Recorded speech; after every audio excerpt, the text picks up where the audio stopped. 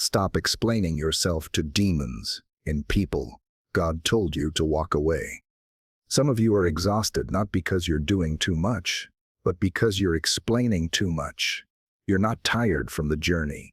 You're tired from trying to justify why you're on it. You keep opening your mouth to defend what God told you in private to people who don't carry His Spirit. And some of them don't even hide the fact that they're against everything you're building. They smile at your progress while silently hoping for your downfall. They question your motives, twist your words, and make you feel like you have to shrink your obedience just to maintain peace. But let me say this clearly. God did not call you to explain yourself to demons hiding inside people. You don't owe clarity to spirits that only came to confuse. You don't owe peace to agents of chaos. You don't owe softness to voices sent to tear you apart. There are times when the spiritual attack doesn't look like a demon with horns. It looks like a person with a familiar face, speaking with persuasive words, cloaked in concern, but powered by the enemy's agenda. And if you don't recognize it, you'll spend all your energy trying to fix what was never your job to fix. You'll keep trying to win over people whose hearts are already hardened by jealousy, bitterness, or bondage. And worse, you'll keep delaying your own assignment while waiting for them to finally understand you. But let's be real. They don't want to understand. They want to distract. They want to derail. And if they can't destroy you, they'll settle for confusing you just enough to slow you down. That's why God is calling His people in this season to wake up, discern what's really going on, and stop wasting oil trying to explain divine instruction to demonic opposition. If Jesus Himself didn't stop to explain His identity to the Pharisees, what makes you think you're supposed to keep justifying your calling to people who've already made up their minds about you? Some spirits don't want an answer. They want access. And every time you try to explain yourself to someone who's not listening with the Spirit, you hand over access to your peace, your clarity, and your confidence. This message is for the weary warrior, the one who's tired of being misunderstood, misjudged, and manipulated. God sees you, and He's not asking you to argue, beg, or defend anymore. He's asking you to stand, to trust, and to obey. Not everyone deserves an explanation, especially not demons dressed in dialogue. Let's talk about what God actually says to do instead. Number 1, recognizing the spirit behind the person. Some conversations you've had lately left you more drained than edified. Not because the topic was difficult, but because the spirit behind the person wasn't right. And deep down you knew it. You felt the subtle shift in the atmosphere when they walked in the room. You sensed the tension that had no name. You picked up on the undercurrent of envy behind their compliments, the passive aggressiveness behind their concern, the manipulation tucked behind their advice. This is where spiritual discernment becomes essential. Not everything is as it appears. Some people are not just having a bad day. They're carrying a spirit that's on assignment to get close enough to your soul to sow confusion, fear, or offense. And if you keep engaging on the surface trying to fix it with logic or love alone, you'll miss what's really at play. Jesus modeled this perfectly in Matthew 16. When Peter, someone He deeply loved, tried to talk him out of going to the cross, Jesus didn't respond to Peter as a man. He responded to the Spirit speaking through him. "Get thee behind me, Satan." That wasn't an insult to Peter. It was an immediate recognition of spiritual interference. Peter didn't become evil in that moment, but in his human compassion, he became a vessel for a demonic agenda that wanted to stop Jesus from fulfilling His purpose. The enemy can use those closest to us to whisper doubt, delay, or disobedience into our hearts if we're not spiritually awake. You're not crazy for sensing something is off.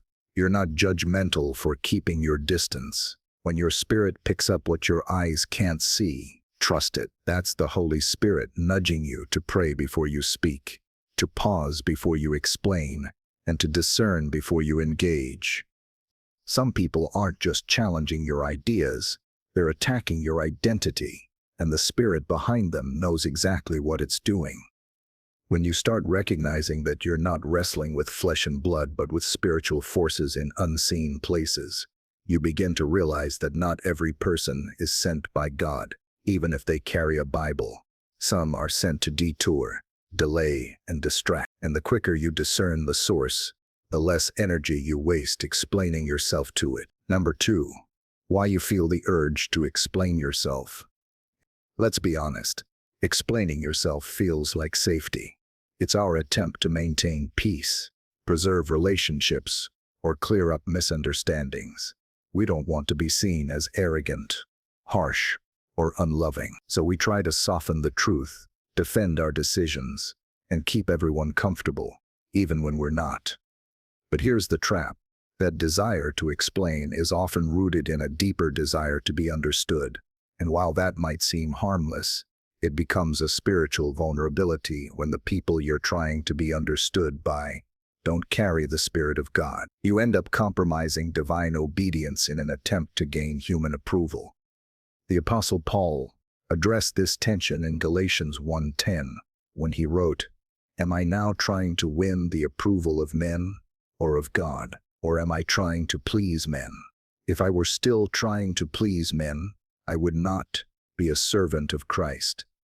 That verse hits hard because it confronts the idol of approval, an idol that's quietly formed every time we make someone else's opinion more important than God's instruction. You keep thinking, if they just heard my heart, they'd understand. If I explained it differently, maybe they'd stop judging me. But here's the reality. Some people aren't misunderstanding you. They're resisting you because your obedience reminds them of their disobedience. Your calling shines light on their compromise, and no amount of explanation will fix a heart that doesn't want the truth. When you're called, you'll be misunderstood. It's not a maybe, it's a guarantee. Even Jesus was misunderstood. His silence was misinterpreted. His miracles were questioned. His motives were twisted. Yet he rarely explained himself.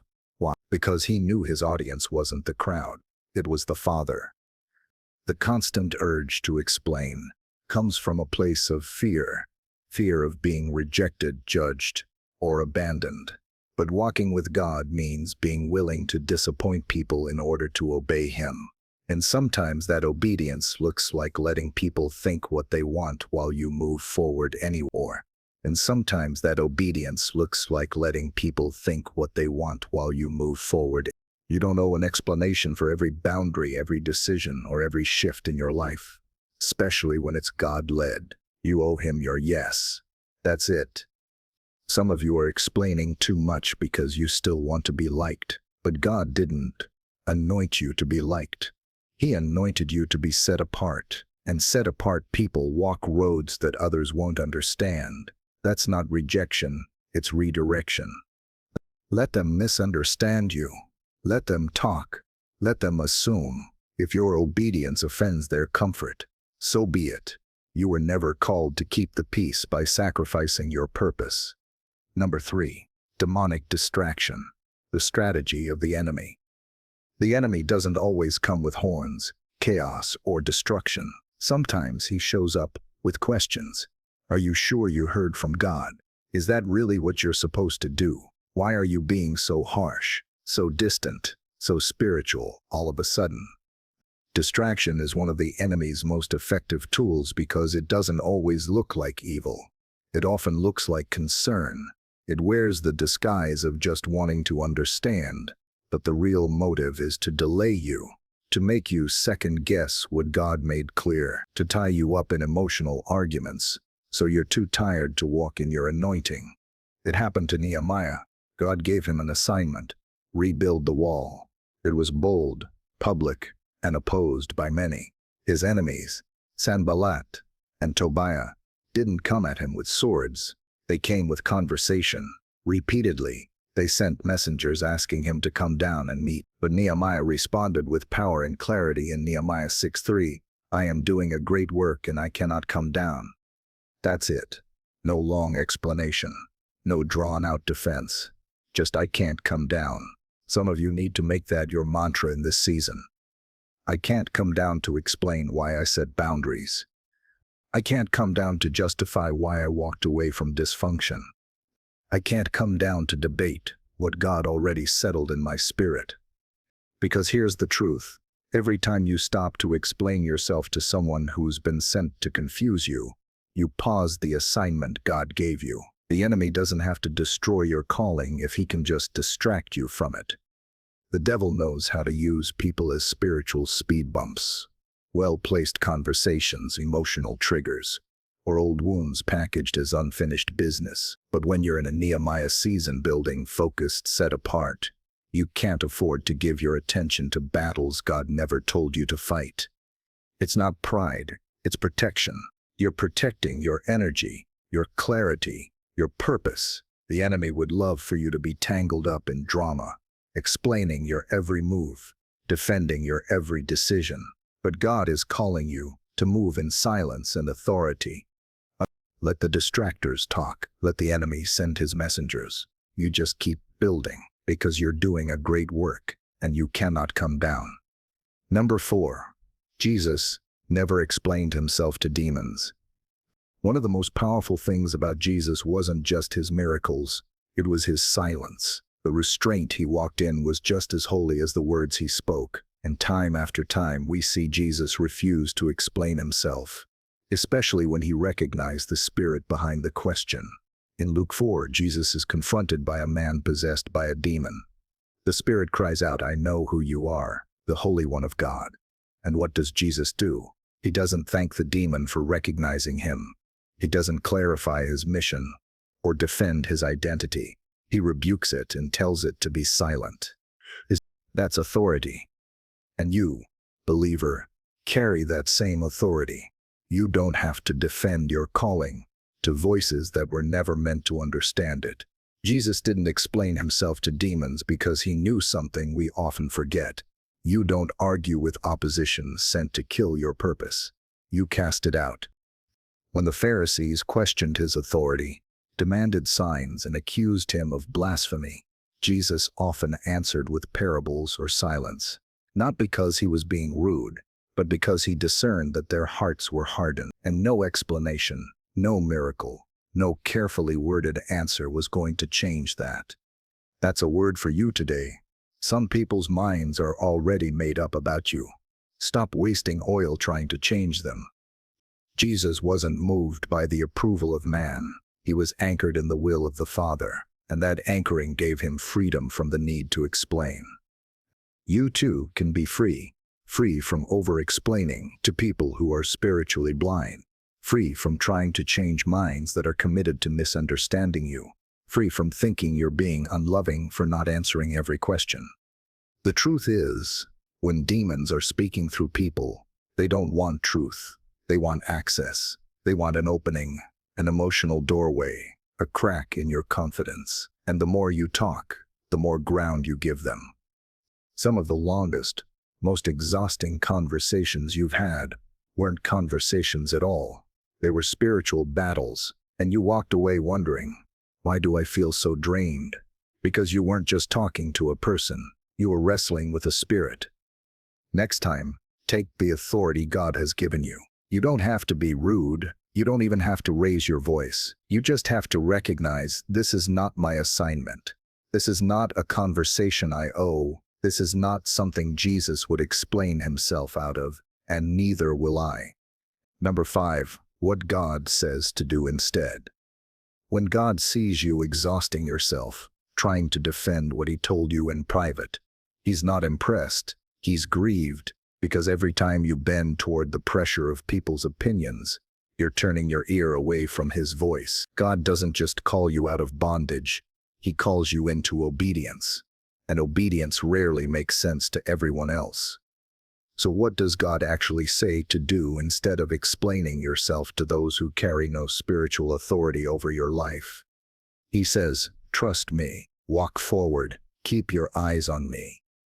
Proverbs 3:5-6 says it clearly. Trust in the Lord with all your heart, and lean not on your own understanding. In all your ways acknowledge him, and he shall direct your paths. That's not poetic advice. It's a divine strategy. Because when you trust God fully, you stop needing others to understand what he's doing in you. You stop shrinking your obedience just to fit inside someone else's comfort zone. And let's not forget, Isaiah 55:8-9. For my thoughts are not your thoughts, neither are your ways my ways, declares the Lord. Which means some of your moves will look off to people who are operating in a carnal mindset. That's why you can't pause your purpose every time someone raises an eyebrow or doesn't feel peace about your decision. God didn't ask them. He told you. Here's the truth. When God gives you instruction, your job is to obey it, not explain it. Because while you're trying to help people see your heart, God is trying to develop your faith. And faith doesn't grow in comfort. It grows in the tension of obeying before it makes sense, before it's popular, before it's applauded. When Mary was told she would carry the Messiah, she didn't send out an announcement or try to convince the town she was holy. She simply said, "Be it unto me according to your word," and that was enough. It still is. God is raising up a people who are more committed to obeying than explaining. People who will say yes in the dark, who will walk away without closure, who will move when the Spirit says move, even when it makes them look foolish to others. Because the truth is, it only looks foolish until the fruit shows up, and it always does. So what should you do instead of explaining? Trust, obey, move, and let the clarity come in God's timing, not through your efforts to convince those who were never meant to see it in the first place. Number 6, setting boundaries with boldness and grace. At some point, you have to stop asking for permission to protect your peace. There comes a moment when God doesn't just call you to move forward. He calls you to set up boundaries behind you, because where He's taking you, not everyone can follow, not everyone should, and that's not unloving, it's holy. Too many believers are drained, not because they're under attack, but because they've left every door open. People come and go in their lives, speak what they want, demand access, drain time, question purpose, and all in the name of being loving or Christ-like. But Jesus didn't give everyone the same access. He had the 12, the 3, and even moments when He withdrew completely to be alone with the Father. If Jesus Himself walked in divine boundaries, why are we so afraid to? Boundaries are not rejection. They are protection. You're not being mean when you limit access. You're being obedient to the Spirit that's trying to preserve your energy, your focus, and your clarity.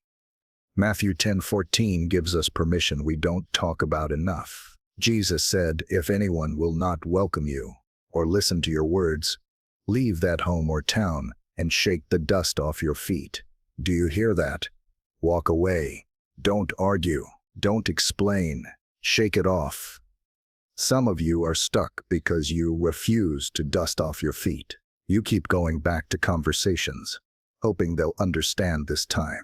You keep reopening doors God already shut, and every time you walk away more confused, more drained, more insecure.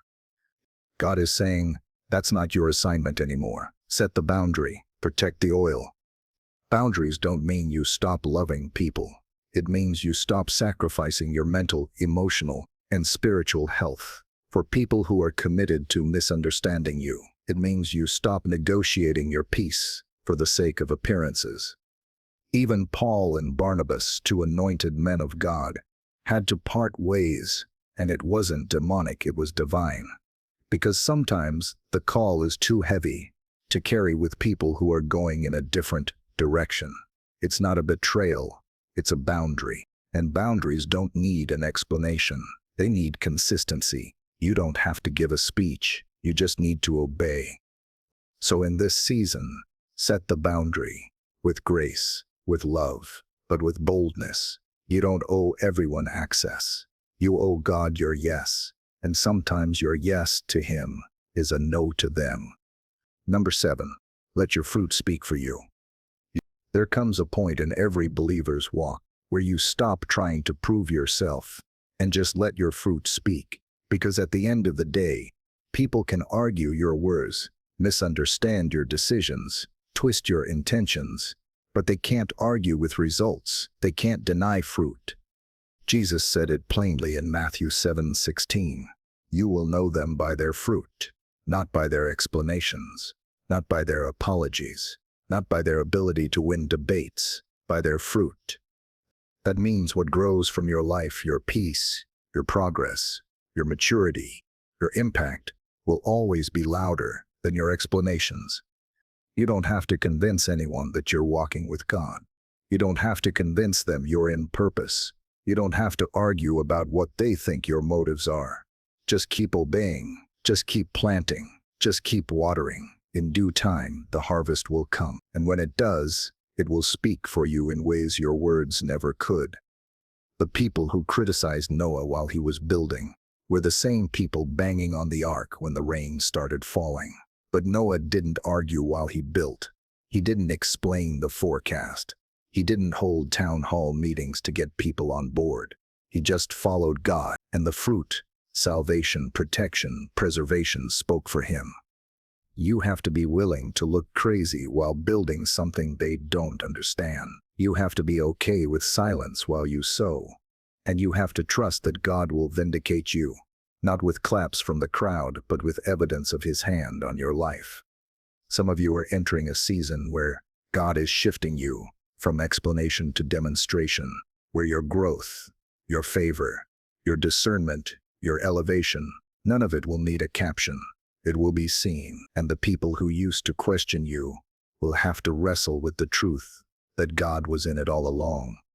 So stop talking, stop defending, stop trying to win people over who were never assigned to your field. Just keep planting seeds of obedience, keep watering them with prayer, keep walking in integrity, and let your life speak. Because when your fruit starts showing, even your enemies will have to admit God was with you. Conclusion: stop explaining and start obeying. Let's make it plain. You don't owe an explanation to demons hiding in people. You don't owe it to the ones who gossip behind your back and smile to your face. You don't owe it to the ones who question your calling, but never prayed for your process. You don't owe it to family members who mock your boundaries or friends who left when you got serious about God. This isn't the season for justification. It's the season for separation. God is calling you higher, and higher places come with thinner air, less noise, fewer people, and more of Him. You've spent enough time explaining, enough time defending, enough time asking for understanding from people who are spiritually blind. It's time to shake the dust, silence the need to be liked, and obey God without apology. Because here's the truth: trying to explain spiritual things to carnal minds will always leave you frustrated. You're not supposed to convert them with conversation. You're supposed to confound them with fruit. You're supposed to walk in such peace, such purpose, such undeniable evidence of God's hand on your life, that even your critics start asking, who is their God? So this is your permission slip to stop explaining. Stop lowering your voice to be less offensive. Stop watering down your calling to be more palatable. Stop negotiating your obedience to avoid conflict. If they're not sent by God, their approval is irrelevant. God is calling you to stand, to build, to speak only when He says speak, and to trust that your silence, your obedience, and your fruit will echo louder than any defense ever could. This is the season where your confidence doesn't come from how well you're understood. It comes from how closely you're walking with the one who understands everything. So stand tall, set the boundary, move in purpose, keep building, and let the demons wonder why they can't access you anymore. Let the people used by the enemy be confused by your peace. Let your life say everything your mouth no longer needs to. God never asked you to explain. He asked you to obey. Now go do it.